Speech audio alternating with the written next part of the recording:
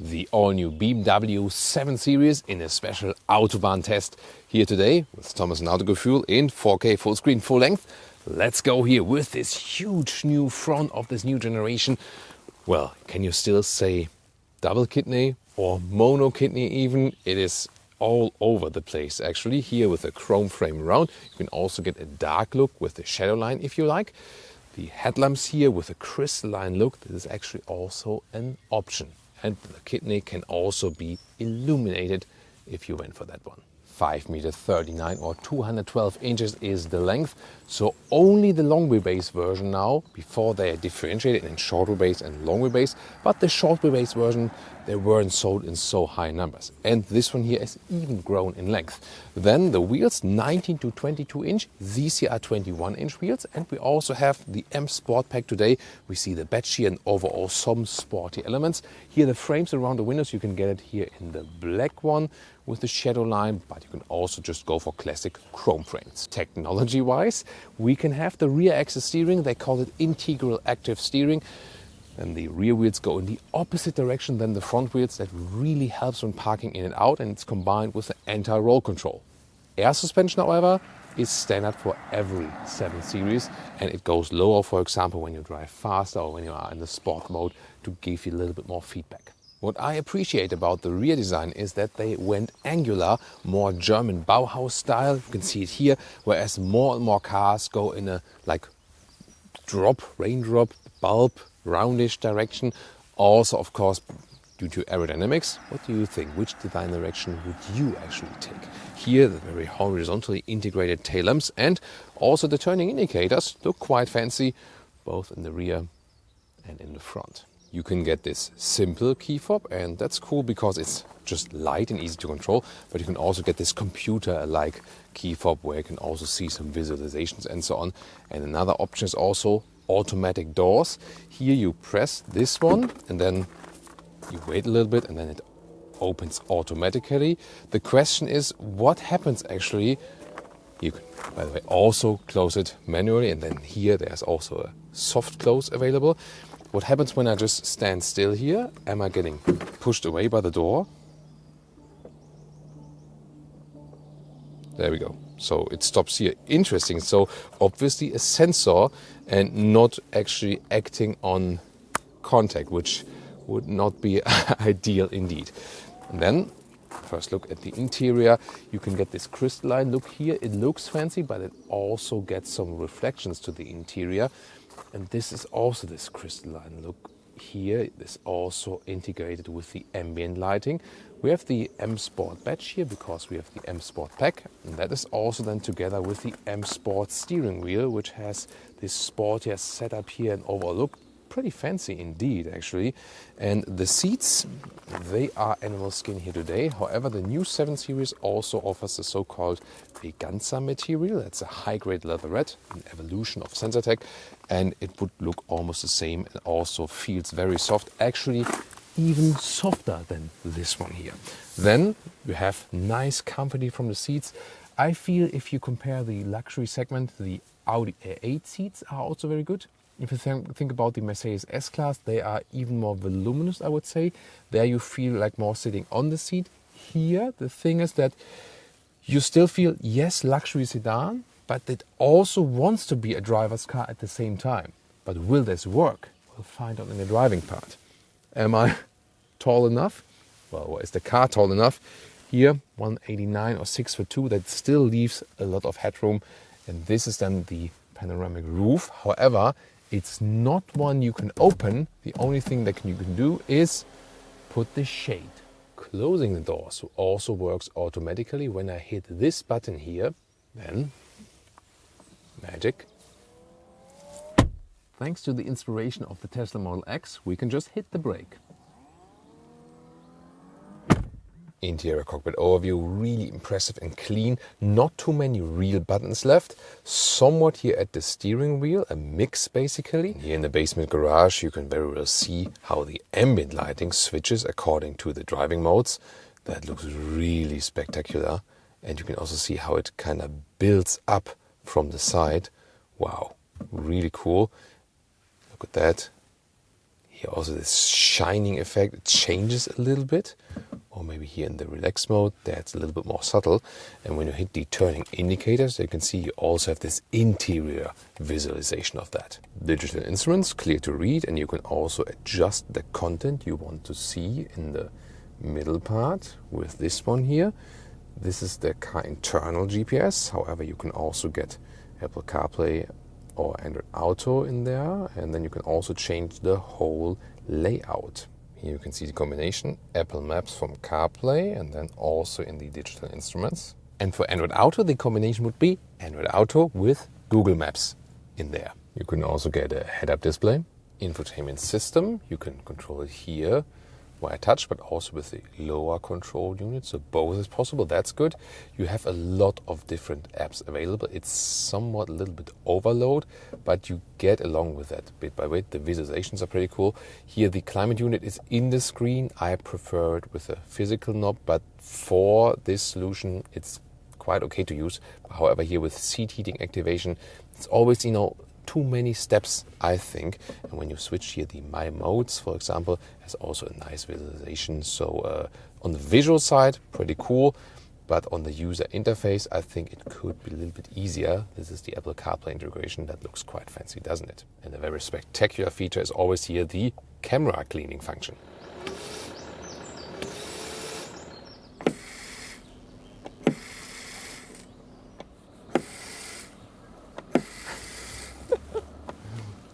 Middle console with inductive charging pad, then cup holders, you can slide them open like this. Here this crystalline turning lever for the infotainment system. I would not go for this one because it's just, it looks cool, but giving you reflections. Here the shifting lever is really slimly integrated. For a 7 series, I think it's okay. Maybe for a 3 or 5 series not. Or what's your take on that one? And here the split opening for the armrest with 2 USB-C chargers. As for the rear doors, you also can use this automatic opening mechanism, but to me, just manual opening of the door is always just quicker, I would say. Then here at the inside of the rear doors, this is very interesting. You have this screen at the inside of the doors. There you can control the temperature, but also actually, here swipe to unlock everything else. For example, if you want to change the sun blinds wherever in the vehicle, then you can do it right here. And it looks, of course, fancy, but does it really help? Yes, to reduce the amount of buttons, but reducing complexity, I would say rather the opposite. Rear seating area here with the through bench. This is the easiest or base setup. And yeah, why not? This is still a vehicle you should also drive yourself. And even then, you see, you have plenty of legroom left. This is the driver's position I am actually in. And it's very cozy indeed. Just here, the shoulder area, as we know, is typical rear bench BMW that the shoulder space here is sometimes a little bit limited. But overall, you feel actually even caged in, so to speak, but in a good way here already in the base setup. Here, this middle part, you can fold down even in the base version. This is questionable what they thought about that. However, what's quite cool, next to some space underneath with USB-C charging, here you press this button and then you have this folding out cup holder area. That's actually quite fancy. And there is also this executive version, and you can also check it out. We had it earlier, and that is a very impressive thing. You can also optionally get this theater screen here in the rear. Then it's basically integrated in the panoramic roof, and you have this wow effect when you want to watch movies and stuff. However, it's limited. You cannot just plug in your own device there and play some stuff. You're always limited to this Amazon Fire Stick. So I'm not really sure. Most of the time people will use their own devices. Maybe just put some holders here for the iPad and watch movie on your own iPad. Think people will rather do that. It is a large vehicle, but the trunk space is always limited in this segment here in comparison to the size. 540 liters we have here, and the i7 electric would be 500 liters. However, the length here is 115 or 45 inches. That's of course good, but it's really limited in width, especially here in this lower area. You see here, this very lower area, that's just here like 80 centimeters or 30 inches. And you can also load things through, but just through this tiny hatch. As for engines, you get a 3-liter inline 6-cylinder diesel and petrol.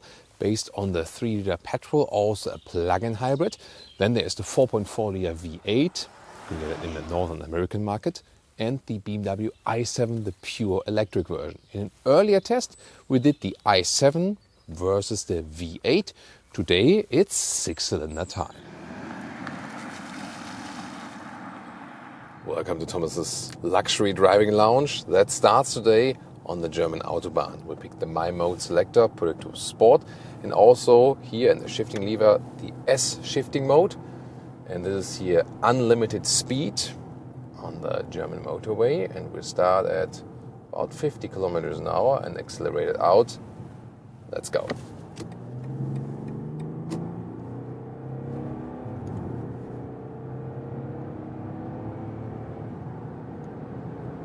$150.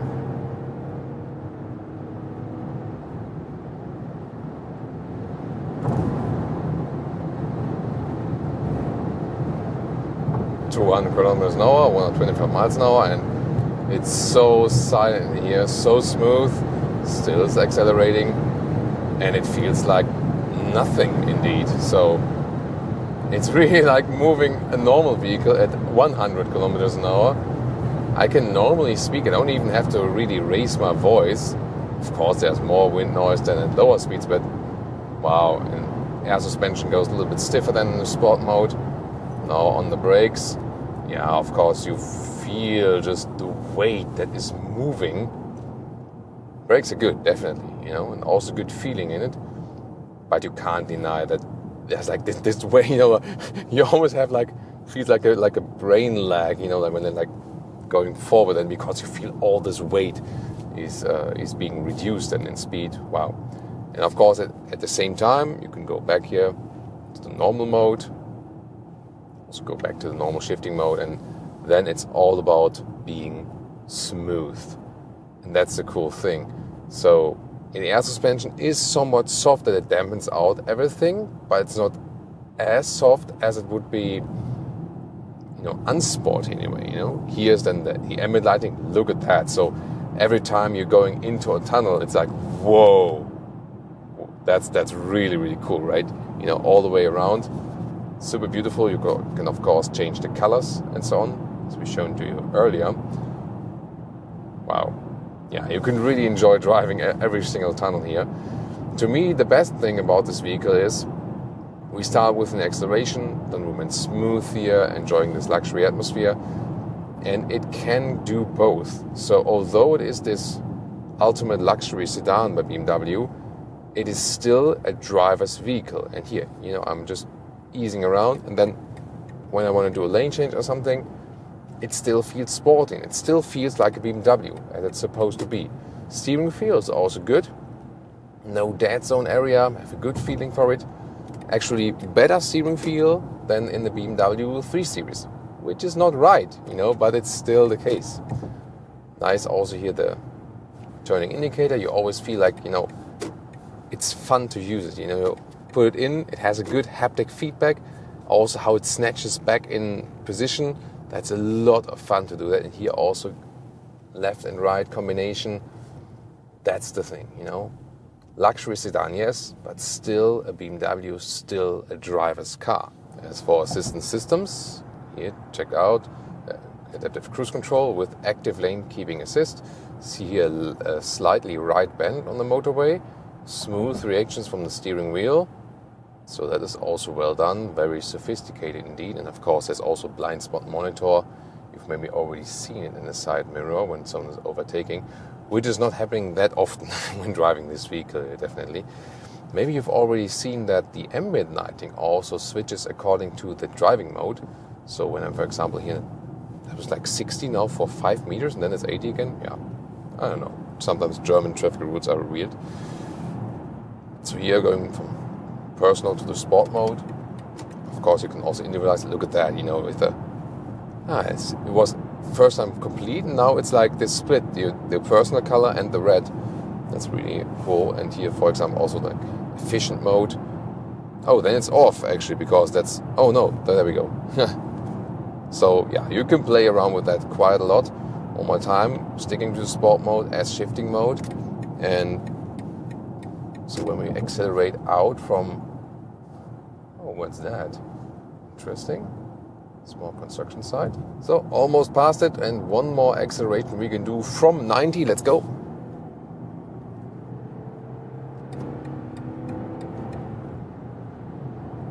$150. Wow. It's really good. It's super smooth. Once again, it was 180 already again. Oh, again, hard on the brakes. And we are driving a diesel here today because this one is available in Germany. No V8 or 6-cylinder pure petrol engine available in Germany. You have to go for the plug-in then, or diesel, or the pure electric version. We tested the V8 and the i7 last time when we were in the US. You can also check out that review later. Here about the diesel, some say it's dead, some say it's still alive. The case here about this very diesel is this 6-cylinder diesel. It's, to me, the best diesel out there because you don't feel it's a diesel. It doesn't have these typical negative effects. The sound is decent. You don't have this, typical diesel sound which would be annoying or something. The performance is there, and the fuel economy. I mean, look at that huge vehicle, and we have a fuel economy of 7 liters on 100 kilometers, which is 34 mpg US and 41 mpg UK. And that is very decent for that size. Here at slow speeds, by the way, the rear axle steering and do its 90-degree left turn, I feel that the rear end of the vehicle is kind of coming around, So it is not a very natural feeling. Also, when here going left and right, you feel that the car is doing a very interesting slip. That's very interesting. Yeah, I told you guys, high-grade leatherette is just as good as animal skin leather. Proof right now. Yeah. So really fun here in the slalom as well. And of course this rear axle steering, which they call integral active steering.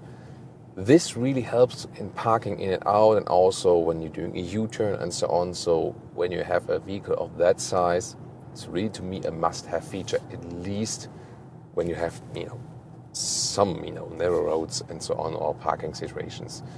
On the countryside road, also, once again, that smooth driving experience, and the vehicle really transports that it can do anything at any time. You can be totally enclosed, cut off from the world. You can listen to the surround music and so on. You can enjoy the luxury comfort. At the same time, you can just start driving in a sporty way and hit it high speed on the German Autobahn, for example. So, yeah, driving-wise, we know some features are a little bit off or over-engineered. Yes, we also feel it while driving.